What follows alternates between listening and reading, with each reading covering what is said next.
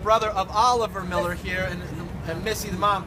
Just a quick note about Oliver. Oliver is one of the kids who was in Albany regularly fighting to pass the Compassionate Care Act.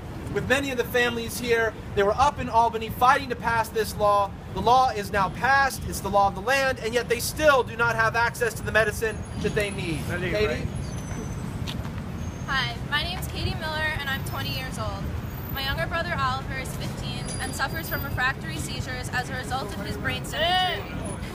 Medical marijuana can help his seizures. Have you ever seen a seizure?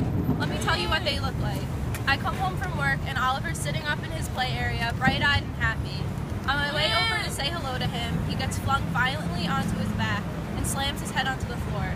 By the time I've reached him, he's flailing uncontrollably, turning red and making noises that sound like he's grasping for air. I'll yell out for my mom so she can grab his oxygen or his rescue meds. The only thing we can do is wait for the seizure to end and tell him that he'll be okay, even if we don't know that. This happens sometimes more than once a day. Afterwards, the bright-eyed and happy Oliver that I came home to is gone. The rescue meds make him lethargic and disoriented. He's exhausted and confused, and so am I. I have an older sister, Melanie. She passed away when I was 3 years old from a very rare genetic disease. She was 7 years old.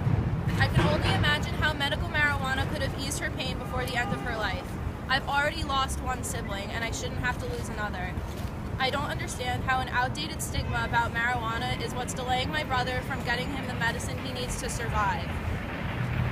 If this plant were found in the wild tomorrow, scientists discovered how many people it could really help, we'd be cutting down entire forests to harvest it. But it's not out in the wild. It's here in our country, being grown and researched and perfected.